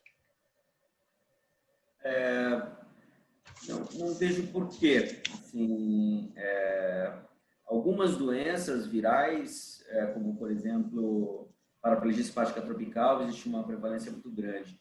A gente acredita que seja muito pela maior prevalência de contaminação, não necessariamente pelo desenvolvimento da doença. Mas eu não vejo por que seria mais grave, pelo menos não creio que teria essa alteração. Agora, última pergunta, eu vou lhe dar uma folga também, que está perguntando sobre cefaleia, né? Então, são duas perguntas que eu estou tentando juntar aqui. A pessoa pergunta assim, se esse paciente que tem cefaleia ambulatorial, né, se a gente deve, de fato, usar corticoide ou se seria mais arriscado usar corticoide naquele paciente ambulatorial com cefaleia e aí a pessoa coloca com anosmia também. Faz essa pergunta aqui. Usar o corticoide para anosmia? Não, para cefaleia, pensando que é um vírus que tem algum tropismo para o sistema nervoso central, se não seria pior para esse paciente. A cefaleia, eu imagino que ele esteja falando na fase inicial, né? Que a anosmia e a cefaleia são sintomas muito prevalentes na fase inicial, né? Quer dizer, e eventualmente ele aparece nessa fase mais tardia. Então, a gente usa muito corticoide para a cefaleia quando a cefaleia sucede o quadro respiratório, né? Seria já numa fase inflamatória da doença. Nessa fase inicial, realmente a gente poderia tentar controlar com outras manifestações. Depende muito se a doença se desenvolve na fase mais viral, na fase mais inflamatória e na fase com desfecho inflamatório mais grave. Sobretudo depois da fase respiratória, o uso do corticoide vai muito bem aplicado na dor de cabeça. Nessa fase muito inicial, quando tem a fase da anosmia, realmente, se for possível prescindir do corticoide, acho que seria interessante. Certo. Perfeito. E realmente a cefaleia é uma coisa importante. Os pacientes falam que é incapacitante muitas vezes, como o senhor colocou antes, né? É interessante que tem famílias assim que têm feito o diagnóstico e eles começam todos a ter cefaleia inédita e de repente um deles faz o quadro respiratório aí acha naquela pessoa, né? Então talvez aquela cefaleia os outros tiveram, né? Interessante. Mas essa cefaleia é muito mais grave. Essa cefaleia que geralmente acontece concomitante sucedendo a cefaleia. Eu digo a cefaleia como sintoma inicial, sim. Essa cefaleia é muito grave, uma cefaleia geralmente que acontece numa fase junto e posterior à fase respiratória. Certo. Então, agora eu vou fazer umas perguntas para o Dr. Fábio e depois eu volto para o senhor. Vamos lá. Fábio, olha só, estão me perguntando bastante aqui dos fenômenos trombóticos tardios. Se você indica, vou tentar juntar as perguntas, tá? Se você indica anticoagulação preventiva e se indicar por quanto tempo. Se você indica alguma profilaxia para reduzir o risco, aqui eu entendi naquele paciente pós-alta, né? E quanto tempo ele usaria esse anticoagulante. E estão me perguntando se trombose de seios venosos são frequentes. Acho que por conta daquele apresentador, né, que faleceu esses dias. Eu acho que essa é uma pergunta que ainda também é uma questão questionável, ou seja, o papel da trombose já está documentado na fisiopatologia dos pacientes que ficam principalmente nas formas mais graves, tem correlação direta com o dímero D. O que a gente tem observado é que aqueles pacientes que acabam internando, acabam tomando uma indicação profilática de heparina, e naqueles pacientes que têm suspeita ou confirmação de tromboembolismo ou embolia, acabam tomando a dose praticamente plena do anticoagulante, e eu não tenho tanta experiência a longo prazo com esses pacientes com trombose. Mas o que a gente tem observado é que alguns pacientes que mantêm o dímero D muito aumentado, talvez eles mantenham uma profilaxia um pouco mais aumentada, até talvez uma minimalização desses marcadores. Perfeito. Agora tem umas perguntas aqui que eu vou... São 3 perguntas interessantes aqui. Peraí. Aqui um colega está comentando que alguns pacientes fazem broncoespasmo refratário e que ele fala que alguns trabalhos mostram que tem ação da bradicinina nesse processo e que o excesso de angiotensina poderia estar levando ao aumento dessa via, piorando esse broncoespasmo. Se teria alguma indicação para uso de outras classes de hipotensores? Eu não tenho conhecimento. O que a gente sabe é que o inibidor da enzima de conversão pode causar um quadro de tosse por esses mecanismos dessas substâncias que teoricamente são vasodilatadoras. Isso teoricamente não aconteceria com os bloqueadores dos receptores de angiotensina, que poderiam participar de uma via mais além, evitando a produção dessas substâncias a nível pulmonar. Mas o que a gente observa que eu não sei se seria esse o mecanismo, eu acho que não é só a angiotensina, eu acho que o pior mesmo que acontece é que, como a gente comentou, é o down regulation que acontece nesse sistema. A gente sabe que o pulmão, o pâncreas, o intestino, o coração, ele expressa muito a ECA2. E esse down regulation está relacionado a evento adverso em todos esses órgãos. Então, eu acho que, pelo contrário, eu acho que as drogas, teoricamente, lógico, tem estudos duplos cegos. O professor Renato Lopes está conduzindo um estudo na Duke University comparando a utilização ou não desses medicamentos em placebo controlado. Nós vamos ter um estudo realmente em evidência clínica. Mas os estudos retrospectivos, tanto experimentais como em outras epidemiologias virais, mostravam que a utilização de drogas BRA e bloqueadores do receptor de angiotensina atenuava a mortalidade, atenuava a piora respiratória, e no grupo que utilizou com Covid, o SARS-CoV-2, teve menor mortalidade quando comparado ao grupo que não tomou.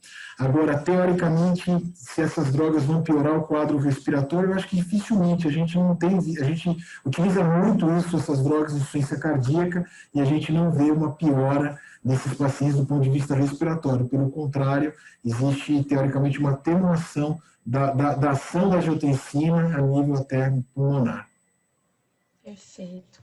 Aqui o colega também está fazendo uma colocação assim, que na opinião dele, né, que esses pacientes estão inflamados, né, como a gente sabe, e se a gente deveria, que a gente está tratando o fenômeno, né, que é a trombose, e que talvez a gente devesse pensar um pouco mais na sua causa, né, nessa vasculite, né, eu não sei também como que, acho que a nossa grande dúvida, né, como manejar esse evento antes desse paciente trombosar, né, antes dele ter trombose, né, acho que é a mesma dúvida, assim, de todo mundo.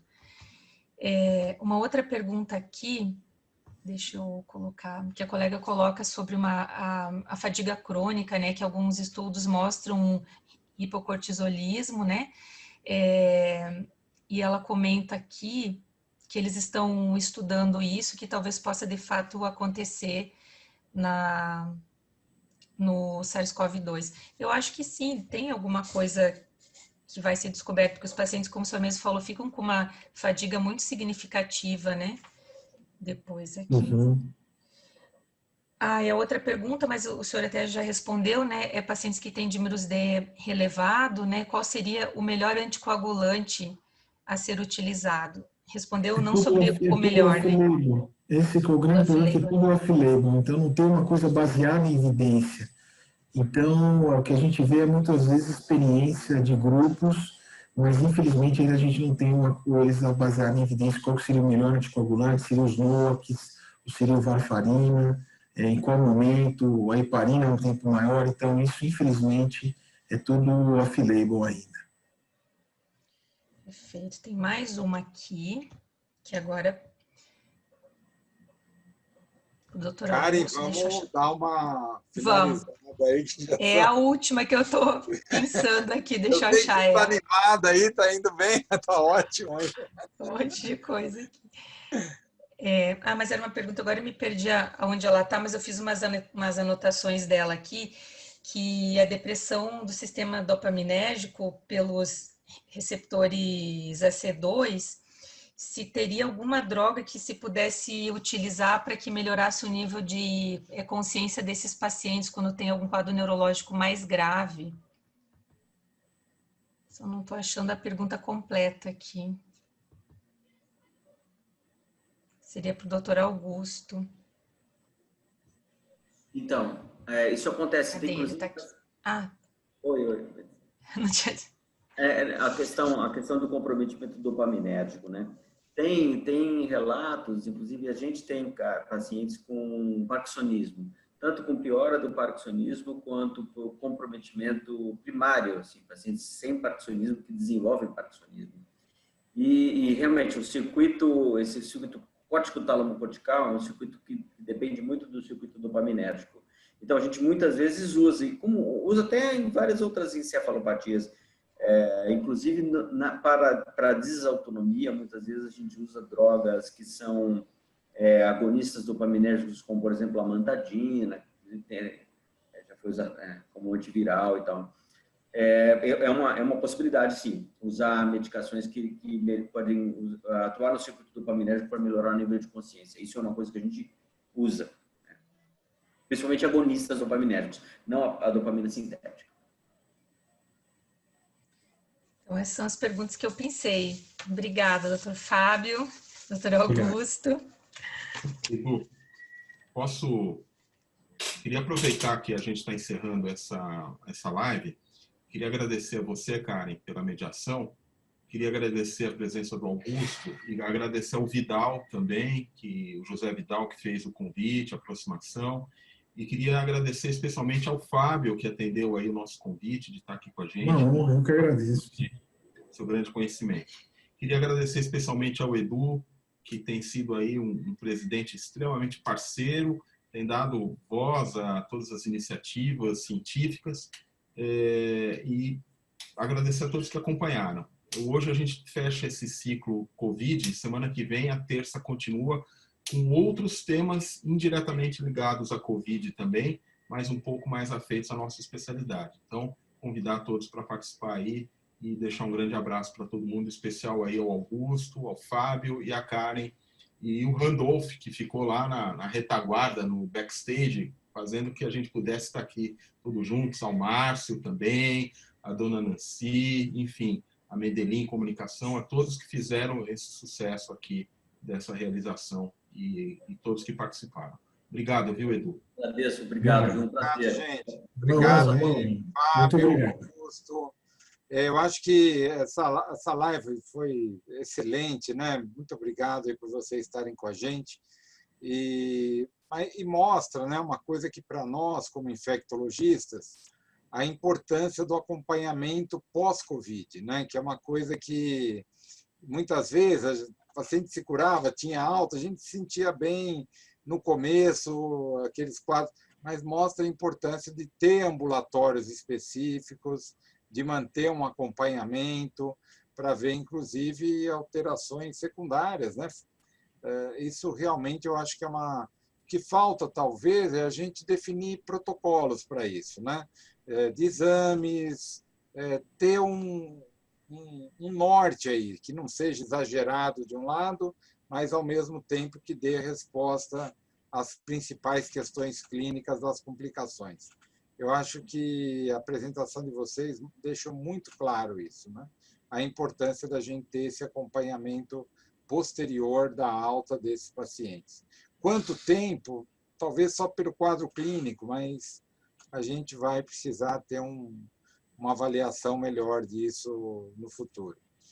Bom, nós chegamos a quase 300 participantes aí no final das palestras. Estamos com 164 às 10 para as 10, né?